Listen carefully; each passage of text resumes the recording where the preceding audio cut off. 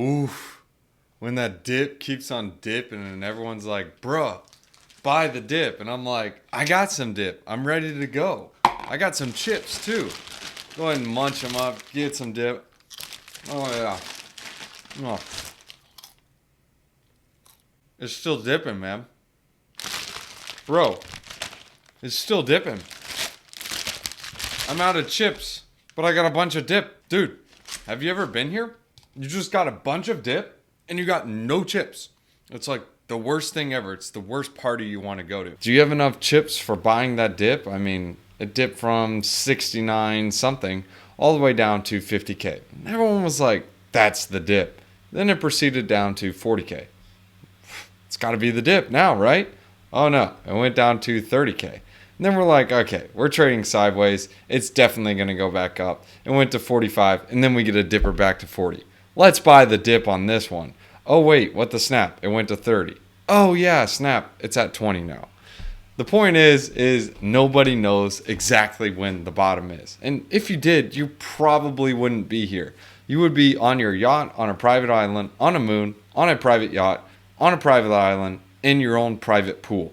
Good for you. So I made a Twitter thread, and there were some people that were like, oh, interesting thread. And then some people were like, hey, explain it to me like I'm 5. I need examples.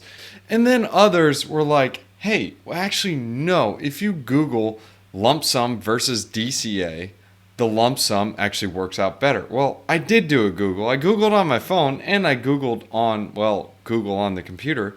And you can see it says here, over a 12-month DCA, over 60% of the time. So 60% of the time, you're going to be better off lump sum. But it's kind of weird. But if you look here on the phone, this little 75 right there, you can see that it actually says lump sum investing outperforms dollar cost averaging almost 75% of the time. So I'm like, what the snap? 75%, 60%? Where is this data coming from? It's almost like being in a state where the only college that they have is an all-guys college and saying, yeah, students who are male score much better than female students. Well, yeah, no kidding. It's because all of the students are male because they're only all-guys schools. So it just depends on where this data is coming from. But I want to explain to you the dollar cost average and how it works. Of course, the lump sum is better if you know exactly when the bottom is. But again, if you knew where the bottom was, you should probably be on your yacht, on that private island, on a private yacht, on the moon. You guys get the point. Like, not here. So here's the strategy around DCA. Nobody knows what the bottom is. Period. Nobody knows where it's going to be. But there are signs that point to a bottom. In my opinion, 3 signs in particular point around this bottom. Inflation stops going up / stops going down.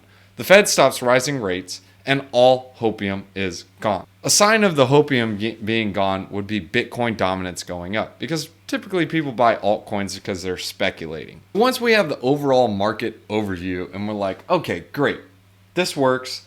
I'm pretty sure we're getting close to a bottom, and these are signs of the bottom. I don't know if 20K is it. I don't know if 25K is it or 15K, but I'm going to start buying. So you have to figure out what your goals are in mind. So if you're long term, you can say, okay, I know what I'm going to do. I'm going to take $100,000, and this is if that's how much you want to invest in crypto. It could be $1,000. You just have to determine how much of your net worth you want to put into it. If your net worth is $10,000, including all your assets and what you own, then you can say, hey, I want to throw 10% in crypto. So that means you would have to invest $1,000. Once you figure out the percentage of the portfolio and the number you want to invest, you then need to figure out that schedule. Do you want to do it weekly? Do you want to do it bi-weekly? Do you want to do it monthly? How do you want to DCA? Or do you simply just want to do it when it goes down certain intervals? Some people will say every time Bitcoin drops 3K, I buy some. Every time it goes up 3K, I buy some. It depends on what tickles your fancy. As long as you have a plan and stick to the plan, that is how you successfully DCA. So the example for me, what I used is a scheduled buy. Instead of getting nerdy with charts and saying, oh yeah, you should buy it here because it makes a bear flag and it's like the best time to buy, or it's closest to the 200 moving day, who cares? I figured out how much I wanted to invest. I have $10,000 to my net worth. I want to invest 10% of my portfolio. So I need to invest $1,000. So now I need to figure out what day I deploy. So this was an analysis that was done with Cointelegraph. As you can see here, this is the returns over the last few years on the Bitcoin price. As you can see, the lowest amount of returns tend to happen on a Sunday.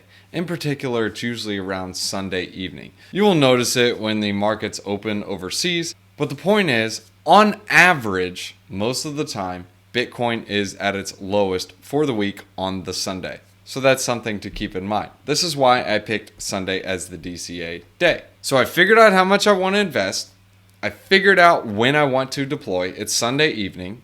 And now I need to figure out how many times I want to do it. For me, personally, you know what? I want to go ahead and do it every single week. I want to take an aggressive approach because I feel we're kind of somewhat in the bear market and I don't want to miss out. That's fine. You can do the little FOMO thing. So what I'm going to do is I'm going to invest $100 every single week for the next 10 weeks. So for about 2.5 months, I'm going to be investing $1,000 worth into Bitcoin. And this is an example of a DCA buy versus a lump sum. So Johnny buying $50,000 worth of Bitcoin at 50K, he's going to have one Bitcoin. Now, Cheese Dog, he's going to be like, bro, I'm going to start buying some Bitcoin at 5 different times, 10K a pop. I'm going to buy it 30K, I'm going to buy it 40K, I'm going to buy it 50K, 60K, and 70K. Who do you think has more? I hate to break it to you, but Cheese Dog wins. Cheese Dog ends up with 1.09 Bitcoins. And Johnny, his average buy, he's got one bitty. That's all he's got.